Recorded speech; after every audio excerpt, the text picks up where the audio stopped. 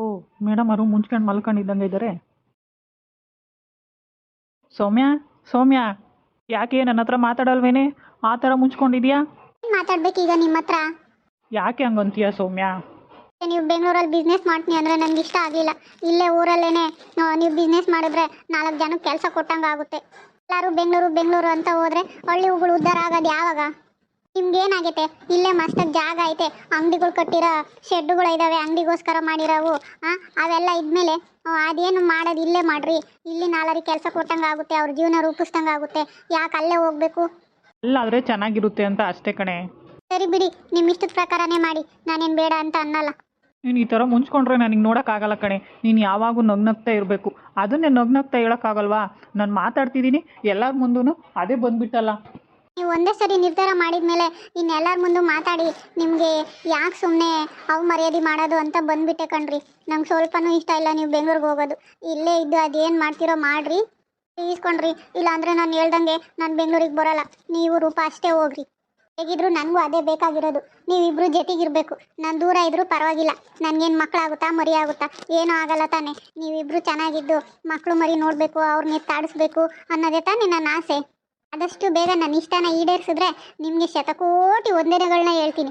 ಸುಮ್ಮನಿರೆ, ಮಾತಿರ್ತಿದ್ರೆ ಬರೀ ಅದೇ ಟಾಪಿಕ್. ನಿನಗೆ ವಿಚಾರ ಬಿಟ್ಟು ಬೇರೆದು ಮಾತಾಡೆ. ಬರೇ ಅದೊಂದು ಬಿಟ್ಟರೆ ನಿಮ್ಗಿನ್ನೇನು ಯಾರಿಗೂ ಚಿಂತೆ ಇಲ್ಲ ಅನಿಸುತ್ತೆ.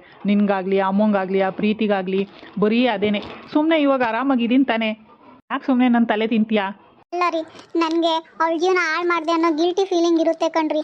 ಅದಕ್ಕೆ ಇವಾಗ ಅವಳ ಜೀವನ ರೂಪಿಸ್ಬೇಕಾದವ್ರು ನಾವೇ ತಾನೇ. ನೀವು ನನ್ನ ಮಾತಿಗೆ ಬೆಲೆ ಕೊಟ್ಟು ಮದುವೆ ಆದ್ರಿ, ಅವಳಿಗೆ ನನಗೆ ಮಕ್ಕಳಾಗಲ್ಲ, ನಿಂಗೆ ಯಾವ ತೊಂದರೆನೂ ಇಲ್ಲ, ಅದಕ್ಕೋಸ್ಕರನಾದರೂ ನನ್ನ ಗಂಡನ ಮದುವೆ ಆಗೋ ಅಂತ ಏನೋ ಒಂದಿಟ್ಟು ಹೇಳಿ ಮದುವೆ ಮಾಡಿಸ್ದೆ. ಮದುವೆ ಮಾಡಿಸೋದೇನೋ ಮಾಡಿಸ್ಬಿಟ್ಟೆ, ಆದರೆ ನಿಮ್ಮಿಬ್ಬರನ್ನ ಒಂದು ಮಾಡೋದೇ ನನಗೊಂದು ದೊಡ್ಡ ಅರಸಾಹಸ ಆಗಿದೆ ಗೊತ್ತಾ? ಬಲವಂತವಾಗಿ ಮಾಡಿದ್ದಕ್ಕೆ ಈಗ ನೀನು ಅನುಭವಿಸ್ಲೇಬೇಕು ಶಿಕ್ಷೆ.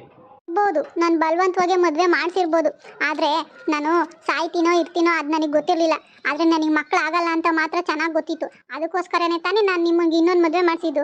ನೀವು ಅದನ್ನು ಬಿಟ್ಬಿಟ್ಟು ನನ್ನ ಜೀವ ಕಾಪಾಡಬೇಕು ಅಂತ ಇಲ್ಲಿಂದ ಅಲ್ಲಿಗೆ ಒಳ್ಳೆ ಲಂಕೆಗೆ ಹೋದಂಗೆ ಇಲ್ಲಿಂದ ಜರ್ಮನಿಗೆ ಕರ್ಕೊಂಡೋಗಿ ಇರೋ ಬರೋ ದುಡ್ಡೆಲ್ಲ ನಂಗೆ ಸುರಿದು ಆರೋಗ್ಯ ರೆಡಿ ಮಾಡಿಸ್ಕೊಬಂದು ಕರ್ಕೊಂಬಂದ್ರಿ. ಅಷ್ಟೊಂದು ಕಷ್ಟಪಟ್ಟು ನನ್ನ ಪ್ರಾಣ ಉಳಿಸಿದ ಮೇಲೆ ನನ್ನ ಆಸೆ ಯಾಕೆ ಈಡೇರಿಸಬಾರ್ದು? ನೀವು ಅವಳೇನು ಬೇರೆ ಅಲ್ವಲ್ವಾ? ನೀವು ತಾಳಿ ಕಟ್ಟಿರೋ ಹೆಂಡ್ತಿನೇ ತಾನೇ. ಯಾಕೆ ನಿಮ್ಗೆ ಅರ್ಥ ಆಗ್ತಿಲ್ಲ? ಇನ್ನು ಎಷ್ಟು ದಿನ ನಿಮಗೆ ಟೈಮ್ ಬೇಕು? ಅದಕ್ಕೆ ನಂಗೆ ನಿಮ್ಮ ಮೇಲೆ ಬೇಜಾರಾಗಿದೆ. ಬಲವಂತವಾಗಿ ಮಾಡಿದ್ದೇನೋ ನಿಜ, ಅದು ಇಷ್ಟ ಆಗಬೇಕು, ಇಷ್ಟ ಪ್ರೀತಿ ಆಗಬೇಕು, ಅದೆಲ್ಲ ಆಗಬೇಕಂದ್ರೆ ಸ್ವಲ್ಪ ಟೈಮ್ ಆಗಬೇಕಲ್ವೇನೆ ಅಂತ ನಾನೇನಾದರೂ ಅವಳನ್ನೇನಾದರೂ ಏನಾದರೂ ತೊಂದರೆ ಕೊಡ್ತಿದ್ದೀನಾ? ಇಲ್ಲ ತಾನೇ, ಜವಾಬ್ದಾರಿಯುತವಾಗೆ ನೋಡ್ಕೊತಿದ್ದೀನಲ್ಲ. ಹೌದೌದು, ದೊಡ್ಡದಾಗಿ ನೋಡ್ಕೋತಿದ್ದೀರಾ. ಕೆಲಸದವ್ರಿಗೆ ಕೂಡ ಒಂದೊತ್ತು ಊಟಕ್ಕೆ ಹಾಕ್ತಾರೆ, ಒಂದು ಜೊತೆ ಬಟ್ಟೆ ಕೊಡ್ತಾರೆ. ಅದೇನಾ ನೀವು ಮಾಡೋದು? ಇದೇನಾ ನಿಮ್ಮ ಜವಾಬ್ದಾರಿ? ತಾಳಿ ಕಟ್ಟಿದ್ದೀರಾ, ಅದು ನನಗೆ ಫಸ್ಟ್ ಆಗಿರ್ಬೋದು, ಅವಳಿಗೆ ಸೆಕೆಂಡ್ ಆಗಿರ್ಬೋದು, ಆದರೆ ನೀವು ಈ ಥರ ಮಾಡ್ತಿರೋದು ನಂಗೆ ಸ್ವಲ್ಪನೂ ಇಷ್ಟ ಆಗ್ತಿಲ್ಲ. ಸರಿ, ನಿಮ್ಮ ಮಧ್ಯೆ ನಾನಿದ್ರೆ ನೀವಿಬ್ರು ಒಂದಾಗಲ್ಲ ಅಂತ ಅನಿಸುತ್ತೆ. ಇಷ್ಟು ದಿನ ನನ್ನ ಸ್ವಾರ್ಥಕ್ಕೆ ಯೋಚನೆ ಮಾಡ್ತಿದ್ದೆ, ಇಲ್ಲೇ ಇರಲಿ, ಇಲ್ಲೇ ಬಿಸ್ನೆಸ್ ಮಾಡು ಅಂತ. ಆಯಿತು, ಅದೇನು ಬಿಸ್ನೆಸ್ ಮಾಡ್ತೀವಿ? ಬೆಂಗಳೂರಿಗೆ ಹೋಗಿ ಬಿಸ್ನೆಸ್ ಮಾಡು, ರೂಪನ್ನ ಕರ್ಕೊಂಡೋಗಿ ಅಲ್ಲೇ ಇದ್ಬಿಡು.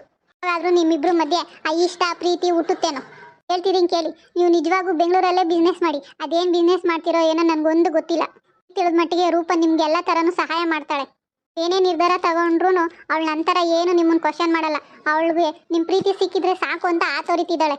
ಈಗ ನೀವಿಬ್ರು ಬೆಂಗಳೂರಲ್ಲೇ ಇರಿ, ಒಂದು 6 ತಿಂಗಳು ವರ್ಷ ಆಗೋತ್ತಿಗೆ ಗುಡ್ ನ್ಯೂಸ್ ಹೇಳ್ಬೇಕು ನನಗೆ. ಆಯ್ತಮ್ಮ, ನೀವು ಒಬ್ಬೊಬ್ರು ಒಂದೊಂದು ಥರ ಮಾತಾಡಿದ್ರೆ ನನಗೇನು ಮಾಡಬೇಕು ಅಂತ ತಿಕ್ಲಿಡಿತಿದೆ. ಸರಿ, ಏನೋ ಒಂದು ಯೋಚನೆ ಮಾಡಿ ಎಲ್ಲಿ ಮಾಡ್ಬೇಕು ಬಿಸ್ನೆಸ್ ಅಂತ ನಾನು ಯೋಚನೆ ಮಾಡ್ತೀನಿ ಬಿಡು. ಯೋಚನೆ ಮಾಡಿ ಒಳ್ಳೆ ನಿರ್ಧಾರನೇ ತಗೋತೀನಿ. ಊಟ ಮಾಡಿದ್ಯಾ? ಟ್ಯಾಬ್ಲೆಟ್ ನುಂಗ್ದಾ? ತಿಂದು ಟ್ಯಾಬ್ಲೆಟ್ ನುಂಗಿದ್ದೀನಿ. ಅಪ್ಪ ಏನು ಮಾಡ್ತಾಳೆ ನೋಡು, ಹೋಗಿ. ಏನು ಮಾಡ್ತಿರ್ತಾಳೆ? ಏನೋ ಕೆಲಸ ಮಾಡ್ತಿರ್ತಾಳೆ. ಇಲ್ಲ ಕಣ್ರಿ, ಅವಾಗೇ ನಾನು ಊಟ ಮಾಡಿ ಟ್ಯಾಬ್ಲೆಟ್ ತಗೋಬೇಕಾದ್ರೆ ಬೇಜಾರಾಗಿದೆ, ಹೊಲಕ್ಕೆ ಹೋಗ್ತೀನಿ, ಪ್ರತೀಕು ಇಲ್ಲ, ಪ್ರೀತಿ ಇಲ್ಲ ಅಂತ ಹೇಳಿ ಹೊಲಕ್ಕೆ ಹೋಗ್ತೀನಿ ಅಂದ್ಲು. ಹೋಗಿ ಕರ್ಕೊಂಬರೋದ್ರಿ, ಮೊದಲೇ ಬಿಸಿಲು ಮಧ್ಯಾಹ್ನ. ನಾನು ಕೆಲಸ ಮಾಡಲೇಬೇಕಾ?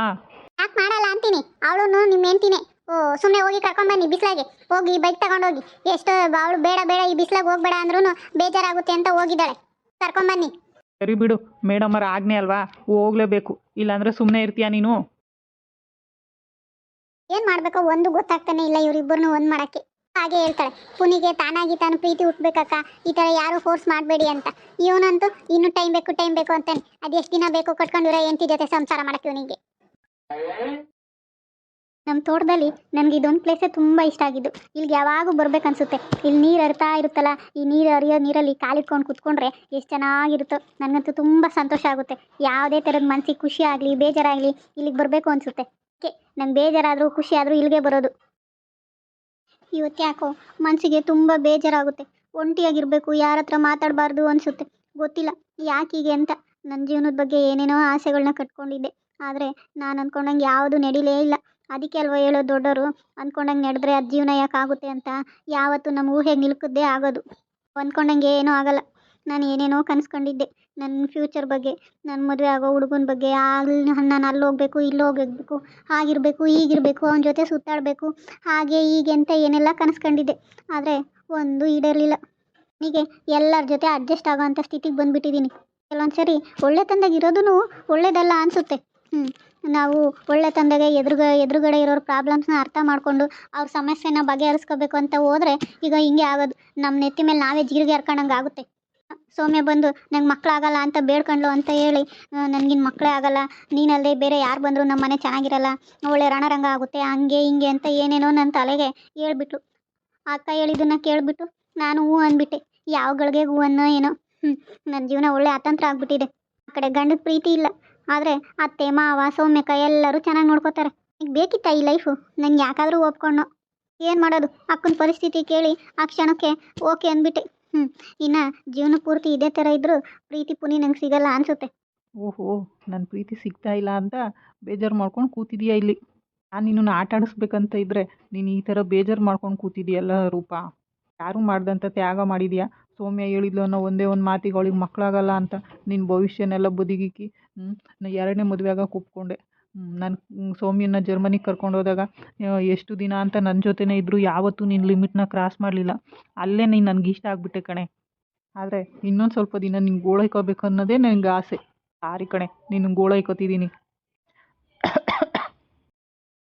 ಯಾವಾಗ ಬಂದ್ರಿ ಪುನಿ ಅವರೇ? ಇವಾಗಷ್ಟೇ ಬಂದೆ. ಇಷ್ಟು ಬಿಸಿಲಲ್ಲಿ ಯಾಕೆ ಬಂದು ಇಲ್ಲಿ ಕೂತ್ಕೊಂಡಿದ್ಯಾ? ಬಿಸಿಲಲ್ಲಿ ಈ ಕಡೆ ಬರಬಾರ್ದು ಅಂತ ಗೊತ್ತಾಗಲ್ವಾ? ಅಷ್ಟೊಂದು ಬಿಸಿಲಿದೆ. ಮಧ್ಯಾಹ್ನ 2:30 ಆಗಿದೆ. ಊಟ ಮಾಡಿ ಮನೇಲಿ ರೆಸ್ಟ್ ತಗೊಳ್ಳೋದು ಬಿಟ್ಟು, ಮನೇಲಿ ಅಷ್ಟೊಂದು ಕೆಲಸ ಮಾಡಿರ್ತೀಯಲ್ಲ, ರೆಸ್ಟ್ ತಗೊಳ್ಳೋದು ಬಿಟ್ಟು ಯಾಕೆ ಬಿಸಿಲಲ್ಲಿ ಬಂದು ಇಲ್ಲಿ ಕೂತ್ಕೊಂಡಿದ್ಯಾ? ಮನೆಗೆ ಹೋಗೋಣ.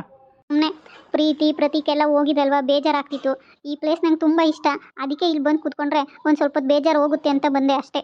ಇನ್ನೂ ತೋಟಕ್ಕೆ ಹೋಗ್ತೀನಿ ಅಂತ ಇಲ್ಲಿ ಬಂದಿದ್ಯಾ? ಅಲ್ಲಿ ಮಕ್ಕ ನನಗೆ ಕ್ಲಾಸ್ ತಗೋತಿದ್ದಾಳೆ. ಇಷ್ಟು ಮಠ ಮಧ್ಯಾಹ್ನ ಬಿಸಿಲಾಗಿ ಹೋಗಿದ್ದಾಳೆ. ಹೋಗಿ ಕರ್ಕೊಂಬನ್ನಿ, ಯಾಕೆ ಹೋಗಿದ್ದಾಳೋ ಏನೋ ಅಂತ. ನಿಮ್ಮಿಬ್ಬರು ಮಧ್ಯದಲ್ಲಿ ನನಗೆ ಒಳ್ಳೆ ತಲೆ ತಿಕ್ಲು. ಮನೆಗೆ ಹೋಗೋಣ. ನಾನು ಇನ್ನೊಂದು ಸ್ವಲ್ಪ ಇಲ್ಲೇ ಇದ್ದು ಬರ್ತೀನಿ, ನೀವು ಹೋಗಿ. ಸರಿ ಹೇಳಿದ್ರೆ ಅರ್ಥ ಆಗಲ್ವೇನೆ? ಇಷ್ಟೊಂದು ಬಿಸಿಲಲ್ಲಿ ಯಾಕೆ ಹಿಂಗೆ ನೀನು ಆಟ ಮಾಡ್ತಿದ್ಯಾ? ರೌಂಡ್ ತೋಟ ಎಲ್ಲ ಸುತ್ಕೊಂಡು ಬರೋಣ ಅಂತ ಬಂದೆ. ಈಗಷ್ಟೇ ಬಂದು ನಾನು ಇಲ್ಲಿ ಕೂತಿದ್ದೆ, ಹಿಂದೆ ಅವಾಗೆ ಬಂದುಬಿಟ್ಟಿದ್ದೀರಾ. ನಾನು ಇನ್ನೂ ತೋಟಕ್ಕೆಲ್ಲ ಒಳಗೆಲ್ಲ ಹೋಗೇ ಇಲ್ಲ. ಹೋಗಲ್ಲೇನು ಕಡ್ದು ಕಟ್ಟೆ ಹಾಕ್ಬೇಕಾಗಿಲ್ಲ. ಸುಮ್ಮನೆ ಬಾ. ಸೌಮ್ಯ ಅಮ್ಮ ಎಲ್ಲರೂ ವೆಯ್ಟ್ ಮಾಡ್ತಿದ್ದಾರೆ ನಿನಗೋಸ್ಕರ. ಬಿಸಿಲಲ್ಲಿ ಯಾಕೆ ಓದ್ಲಿ ಇವಳು, ಹೋಗಪ್ಪ ಕರ್ಕೊಂಬ ಅಂತ. ಅಷ್ಟು ಬರ್ಬೇಕನ್ಸಿದ್ರೆ ಸಾಯಂಕಾಲದ ಹೊತ್ತು ಬಂದು ಕೂತ್ಕೋ, ಯಾರು ಏನು ಮಾಡಲ್ಲ. ಬಿಸಿಲಾಗಿ ಬಂದು ಇಲ್ಲಿ ನನ್ನನ್ನು ಬೇರೆ ಬಯಸ್ತೀಯ. ಮನೆಗೆ ಹೋಗೋಣ. ನೆಮ್ಮದಿ ಒಂದು 5 ನಿಮಿಷ ಕುತ್ಕೊಂಬಕ್ಕೂ ಬಿಡಲ್ಲ, ಮತ್ತೆ ತಿರ್ಗೋ ನನ್ನ ಮೇಲೇ ಆವಾಜ್ ಆಗ್ತಾರೆ. ಏನೋ ಗೊಣಕೋತಿದ್ಯಾ? ಏನಿಲ್ಲ. ಪತಿ ವಾಕ್ಯನೇ ವೇದವಾಕ್ಯ. ನಿಮ್ಮಂತೆ ನಾನು ಅನುಸರಿಸ್ತಿದ್ದೀನಿ. ಏನಿಲ್ಲ, ನಡೀರಿ. ವೆರಿ ಗುಡ್, ಇದೇ ಥರ ಇರು.